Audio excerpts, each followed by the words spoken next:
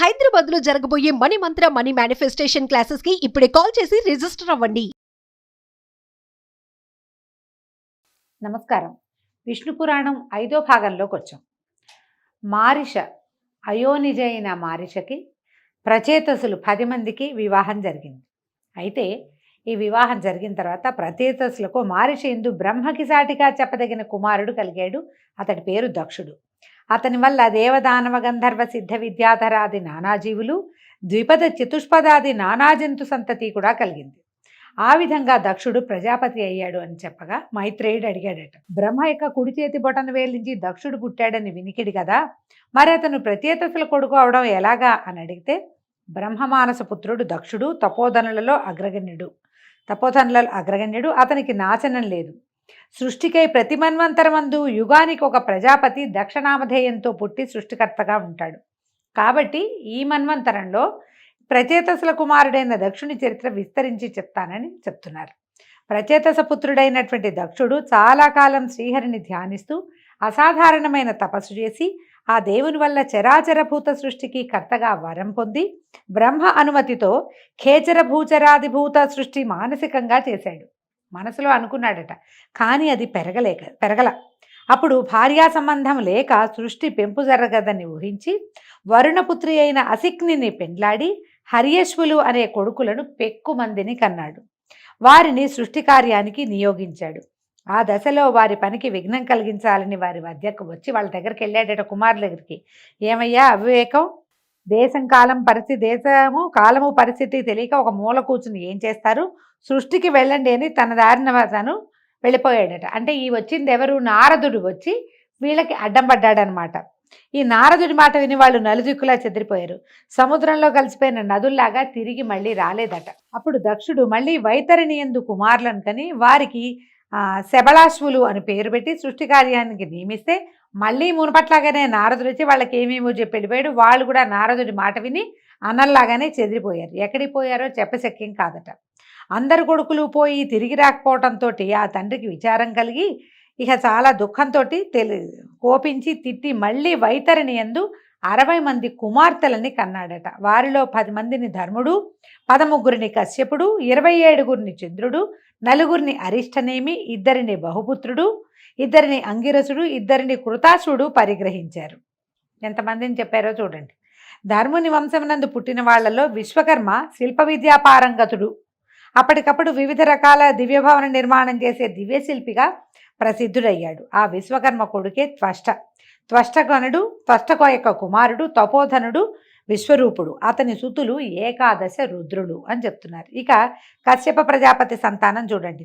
అదితికి శుక్రుడు చక్రధరుడు పుట్టాడు. చాక్షుష మన్వంతరం యందు దేవగణాలలో ముఖ్యులు 12 ప్రసిద్ధులైన వారు పుట్టారు. వాళ్ళు వైవస్వత మన్వంతరంలో ఆర్యముడు, ధాత, త్యష్ట, పూషుడు, రవి, వివస్వంతుడు, సవిత, మిత్రుడు, వరుణుడు, అంశుడు, భగుడు, తేజుడు అని 12 ఉద్భవించారట. బహుపుత్రునకు 14 మంది మనువులు పుట్టారు. అంగిరసునకు రుచికుడు పుట్టాడు. బ్రహ్మర్షిగా ప్రసిద్ధుడయ్యాడు అతను. కృతాశ్వునకు దేవాయుధాలు కలిగాయి. ఈ అమర సమూహం బ్రహ్మదినమందు ఆయా యుగాలలో యజ్ఞభాగాలకి పుడుతూ ఉంటారు. ఇవన్నీ పురాణంలో చెప్పబడేవి. వీటి వివరాలు మనకు బాగా తెలియదండి, వినడమే. ఇక చెప్పేది విశిష్టమైన భక్త చరిత్ర. ఇదేమిటి, కశ్యపుని 2వ భార్య అయిన దితి యందు హిరణ్యాక్ష హిరణ్యకశిపులు సింహిగా జన్మించారు. సింహిక విప్రజితి అనే రాక్షసుని భార్య అయింది. హిరణ్యకశిపునకు ప్రహ్లాదుడు, అనుహ్లాదుడు, సంహ్లాదుడు, హ్లాదుడు అనే 4 కుమారులు కలిగారు. వారిలో ప్రహ్లాదుడు పరమ భాగవతోత్తముడు. అతని చరిత్ర మనసుకి మాటకి అందని మహనీయ గుణ విశిష్టంతా కలిగి ఉంది. అతని చరిత్ర నాకు అందినంత వరకు చెప్తానన్నారు. హిరణ్యకశిపుడు బ్రహ్మను గూర్చి చాలా కాలం తపస్సు చేసి ముల్లోకాలకు తన దొరతనం కలిగేటట్టుగా బ్రహ్మ వల్ల వరం పొందాడు. సకలలోక భీకరంగా పరిపాలన సాగిస్తూ యజ్ఞభాగాలన్నీ తానే పుచ్చుకునేవాడు. దాంతో దేవతలు సుఖస్థితిగతి లేకుండా అయ్యారు. అలా ఉండగా ఒకనాడు మద్యపానమత్తుడై దివ్యమణిమయ సౌధమునందు కొలువు తీరి గురువులతోటి ఉండి ప్రహ్లాదుని పిలిపించి, కుమారా, గురువులు ఏం చెప్తున్నారు, శ్రద్ధగా రాజనీతి చదువుతున్నావా, ఏది ఒక పద్యం చదువు అనగానే ప్రహ్లాదుడు చదవవలసినదే చదివాడు. అంటే విష్ణు భక్తి కన్నా విష్ణు స్తోత్రం కన్నా నేర్వవలసింది ఏముంటుంది నాయనా అని తేలికగా అన్నాడు. కొడుకు మాట ఆ తండ్రికి శూలం పొడిచినట్టు వినిపించి కోపించి కళ్ళెర్రజేసి కొడుకుకి దగ్గరలో ఆసనాసీనుడైన గురువుని చూసి, ఏమయ్యా నువ్వు గురువా? జాతికి బ్రాహ్మణుడు గాని నీతి కాదు, పసిపిల్లవాడికి నువ్వు చెప్పే విద్య ఇదా? ధనుజ కంటకుడైన ఆ విష్ణువుని గురించి చెప్తున్నావా? ఏమనాలి అని నిన్ను ఇక ఆయన నోటికొచ్చిన వాక్యాలన్నీ తిట్టిపోసాడు. తిట్టేసరికల్లా ఆయన అన్నాడు, ఆ గురువుగారు, నాయన నేను చెప్పేది విను, నీ కొడుకు సంగతి తోటి పాలుడికి తెలుసు, నేను నీ సంబంధమైన రాజనీతే చెప్తున్నాను, వింటున్నట్టు నడుస్తాడు, ఏమీ ప్రయోజనం లేదు, పాఠం అయ్యాక అవతలకెళ్ళి ధనుజవాలుడికి విష్ణువు గురించే చెప్తూ ఉంటాడు, ఏం చేయమన్నావు, నా తప్పేం లేదని గురువుగారు వాపోయి మొరపెట్టుకున్నాడు. హిరణ్యకశిపుడు కుమారుని అదిలించి, ఇదిగో ఈనాటి నుంచి గురువు చెప్పింది బుద్ధిగా నేర్చుకో, ఇంకా విష్ణువు అవి మా పేరెత్తదు, మన వంశానికి విరోధి అయిన ఆ విష్ణు ఘోష నీకు తగదు, మన ఇంటా వంట లేని బుద్ధి ఇది మంచిది కాదు, విష్ణువు నాకంటే గొప్పవాడు ఎందుకయ్యాడు, ఎక్కడో దాక్కుంటున్నాడు, ఈ ముల్లోకాలకి అధిపతిని నేను, నా పేరే జపం చేయాలని గట్టిగా బుద్ధి చెప్పి కుమారుణ్ణి గురువుతో పంపాడు. ఇంటికి వెళ్ళాక తర్వాత గురువు బుజ్జగించి ప్రహ్లాదుడికి, నాయన మీ నాన్న బ్రహ్మ గురించి తపస్సు చేసి ముల్లోకాలకి ప్రభువుగా వరం పొందాడు, విష్ణువు పేరెత్తితే ఒప్పుకోడయ్యా, కాబట్టి నీతి శాస్త్రం చదువుకో, విష్ణునామం వద్దు నీకు, శాస్త్రం చదువుకోమంటే ప్రహ్లాదుడు అన్నాడు, మా నాన్నకి పుట్టిన వెరితనమే మీకు కూడా అబ్బినట్టుంది, సకల లోకాధిపతి విష్ణువుని కాదని ఇంకొకడని చెప్పడం అజ్ఞానం కాదా? పాపకర్మలు చేసే ధనుజులకు పౌరోహిత్యం చేస్తున్నందువల్ల వాళ్ళ గుణాలే నీవు కూడా పట్టినట్టున్నాయి, ఇలాంటి నీ దగ్గర చదువుకోవటం నిజంగా తెలివి తక్కువతనం, నా నిర్ణయం ఒకటే, విష్ణువుణ్ణి కాదని చెప్పే నీ చదువు నేను వినేది లేదని ఖచ్చితంగా చెప్పేశాడు. ఈ మాట విన్న గురువు నోరుగా మెదపలేకపోయాడు.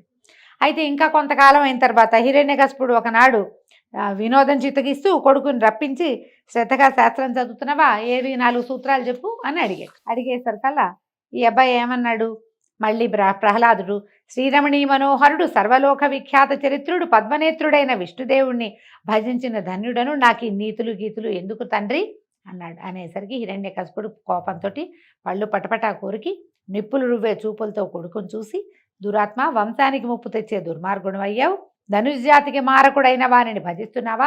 ఇతను పూర్వం ఈ విష్ణువు మొత్తం పాల సముద్రంలో నుంచి వచ్చిన ప్రతి వస్తువుని దేవతలకి అప్పచెప్పాడే కానీ ఒక్క వస్తువుని రాక్షసులకి దక్కనివ్వలేదు. దుర్మార్గుడు, ధనుజకంటకుడు, రాక్షస జాతికి అంకుశం లాంటివాడు, అతనిని నువ్వు పూజించడానికి వీల్లేదు, నేను నిన్ను చంపేదే ఖాయం, నిన్ను ప్రాణాలతో ఉంచేది లేదు, నువ్వు భజించే ఆ ధనుజ వైరి నిన్ను ఎలా కాపాడతాడో చూస్తానని తాళ్లతో కట్టి ఏనుగులతో తొక్కించి శూలాలతో పొడిపించి విషాన్నం పెట్టించి అగ్నికి ఆహుతి చేయడానికి ప్రయత్నించి ఎన్నో మారణ ప్రయత్నాలు చేశాడు. ప్రహ్లాదుడు మరింత తేజస్సును పొందాడు కానీ క్షీణించలేదు. అయితే ఈ హిరణ్యకశిపుడు ఏం చేయాలో తెలియక కుమారుడి వైపు చూస్తూ ఉండిపోయాడు. మళ్ళీ పిల్లవాడిని గురుకులానికి పంపించారు. కొన్నాళ్ళు గడిచాయి. మళ్ళా కొంతకాలం అయ్యాక ఈయన హిరణ్యకశిపుడు పిల్లాడిని పిలిచాడు. ఏమైనా చదువుకుంటున్నావా, కులోచిత విద్య నేర్చుకుంటున్నావంటే, నా బుద్ధి ఆ విష్ణుదేవుని భజనకే లొంగి ఉన్నది, అంకితం అయిపోయింది, లౌకికమైన కుల విద్య నాకు అబ్బదు, అది నాకు వద్దని హిరణ్యకశిపుడు చెప్పేసరికల్లా నిన్ను ఇంకా తుదముట్టించాల్సిందేనని తాళ్లతో కట్టి సముద్రంలో పడేసి పైన ఒక కొండని పడేయండి అని చెప్పాడట. వాళ్ళు ప్రహ్లాదుని తీసుకుని వెళ్ళి తాళ్లతో కట్టేశారు, సముద్రంలో పడేశారు. ఒక పెద్ద కొండరాయినైతే ఆ పిల్లాడి నెత్తి మీద విసిరేశారు. ప్రహ్లాదుడు చలించల, నారాయణ నామస్మరణే చేసుకుంటూ శ్రీహరిని తన హృదయ పద్మంలో ధ్యానముద్రతో ప్రతిష్ఠించి స్తుతిస్తూ హాయిగా ఉన్నాడట. గట్టున ఉన్న రాక్షస భటులు వింతగా చూస్తూ ఉండగా సముద్రం అలలతో పొంగి కొండను పక్కకు తొలగించి ప్రహ్లాదుని అలనలన గట్టుకు చేర్చేసింది. రాక్షసులు ఆశ్చర్యపోయారట. సర్వశక్తి సంపన్నుడైన శ్రీహరి సంరక్షుడై ఉన్న భక్తునకు కొండలు బండలు ప్రమాదకరాలు అవుతాయా? అవ్వవు. చంపడానికి నుంచున్న రాక్షస భటులు కూడా బెదిరి కొంత దూరాన ఉన్న చెట్ల కిందకి పారిపోయారు. ఆ సమయంలో గట్టున ఉన్న ప్రహ్లాదునకు శ్రీహరి అభయహస్తంతో ప్రత్యక్షమయ్యాడు. దేవుణ్ణి చూసినటువంటి ప్రహ్లాదుడు పరమానంద భరితుడై అనేక విధాలుగా భగవంతుని స్తుతించాడట. ఆ స్తుతి విన్న హరి ప్రహ్లాదుని ఒంటిని నిమిరి, నాయన, నువ్వు బాల్యంలో ఉన్నవాడివైనా కూడా నీ తండ్రి చేసిన దారుణ కర్మకి బెదరకుండా మనసా నన్ను వదలక భక్తియుక్తుడివై ప్రవర్తిస్తున్నావు, నువ్వు కోరిన వరం ఇస్తాను అడగమంటే, అప్పుడు ఈయనేమన్నాడు, ఏ జన్మలోనూ నీ పాదభక్తి వదలని మనస్సు కలవాడనే ఉండేలాగా అనుగ్రహించు తండ్రి నన్ను అని అడిగాడట. ప్రహ్లాద, నీకు మరి జన్మ లేదు, నీ ఈ ప్రవర్తన విష్ణు భక్తులకు మేల్బంతి అయింది, ముక్తి నీ చేతి బంతి, పాపం నీ చుట్టుపక్కలకి చేరదు. కాబట్టి నా యందు నీ భక్తి గురించి అలా ఉండని ఇంకో వరం కోరుకోమన్నాడు. కోరుకోమంటే ఇప్పుడు ప్రహ్లాదుడు అడిగాడట, నా తండ్రి అహంకారంతో నిన్ను ద్వేషించి నన్ను హింసించాడు. నా ప్రార్థన మన్నించి అతని చెడుదనాన్ని పోగొట్టి పుణ్యాత్ముని చేయవలసిందిగా నా కోరిక. అంటే సరే, నీ తండ్రి పుణ్యమార్గం చేరే మార్గం నేను చూస్తాను.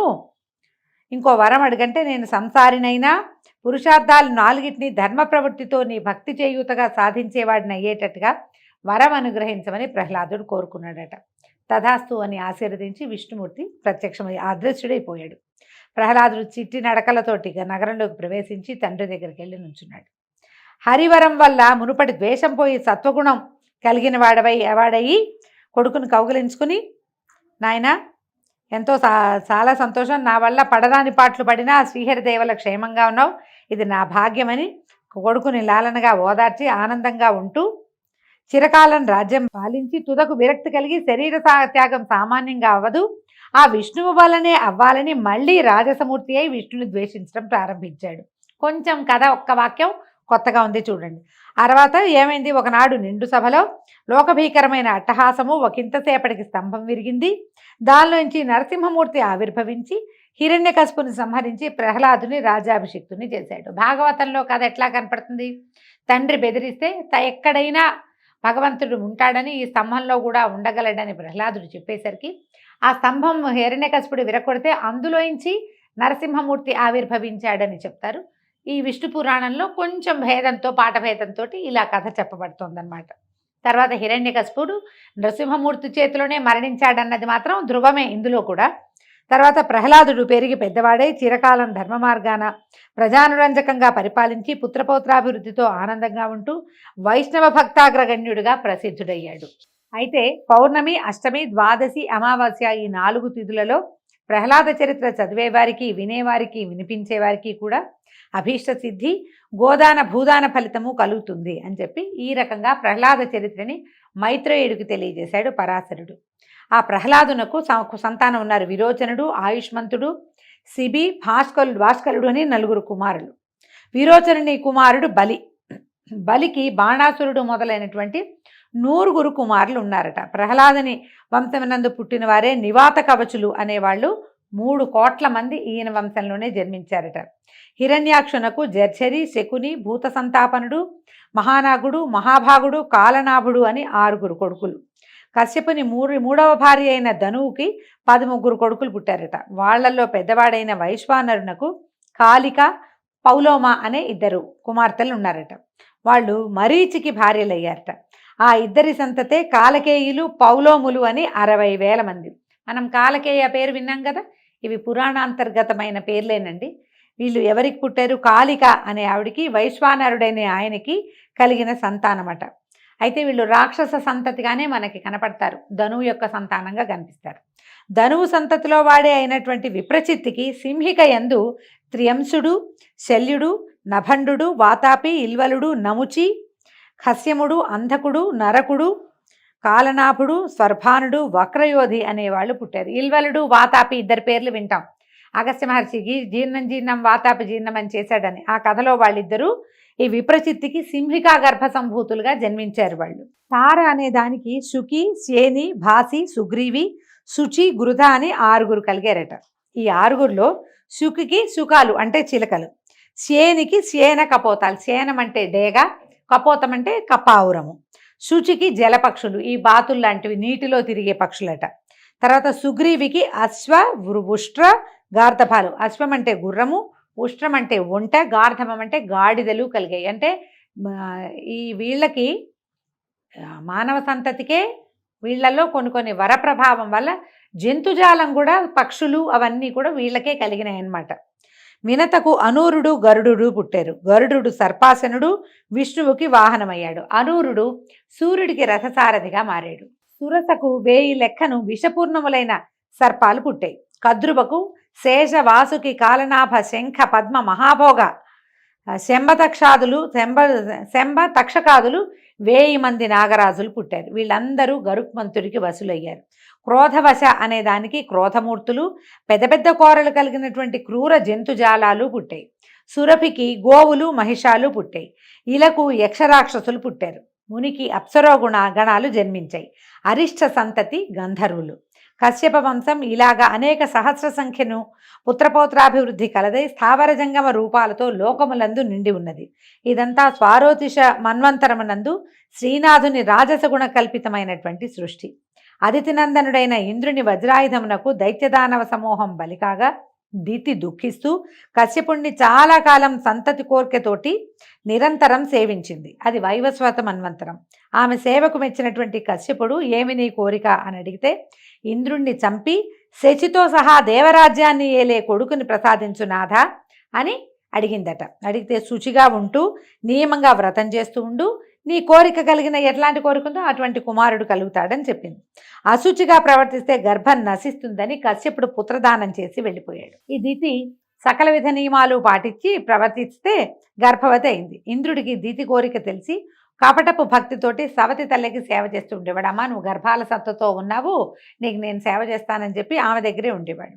ఒకనాడు ఏం చేసిందట ఈ దితి, ఒకనాడు భోజనం చేసి పాద ప్రక్షాళన చేయక లోపలికి వచ్చి గర్భాల సత్తతోటి, అంటే కడుపుతో ఉంది, బరువుగా ఉంది మనిషి, ఓపిక లేదు ఆవిడికి, జుట్టు విరబోసుకొని పాన్పు మీద వాలి నిద్రాముద్రిత అయింది.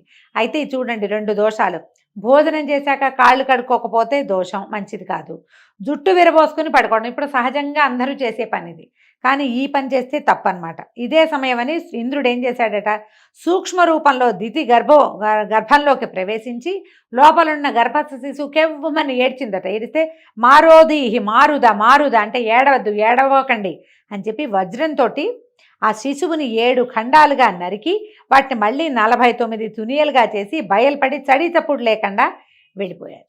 వెళ్ళిపోయేసరికల్లా ఈ 49 ఖండాలు 49 రూపాలు ధరించి ఏం చేశారట, ఈ స్రావం అయింది, వీళ్ళు సంతానంగా రూపొందితే ఆవిడ ఆ పిల్లలందరినీ ఇంద్రుడి వెనకాల ఉండండి, వాడి వల్లే మీరు ఇలా అయ్యారు కాబట్టి అని వదిలిపెట్టేసిందట. వాళ్ళు ఇంద్రుడికి తోడుగా అయ్యారు. వీళ్ళు ఆమె ఇంద్రుణ్ణి సంహరించాలన్న కోరికతోటి సంతానాన్ని పొందినప్పటికీ ఇంద్రుని వల్ల వేర్వేరు జీవితాలు పొందటం వల్ల ఇంద్రునికి సహాయకులుగా మరుత్తులుగా మారారట. ఆయనతో పాటే ఉండిపోయి మరుద్గణాలుగా ప్రసిద్ధి పొందారట. మునుపు పృథువును పరిపాలకుడుగా బ్రహ్మ నియమించిన తర్వాత ఆయా శాఖలకి అధిపతులుగా కొంతమందిని నిర్ణయించాడు.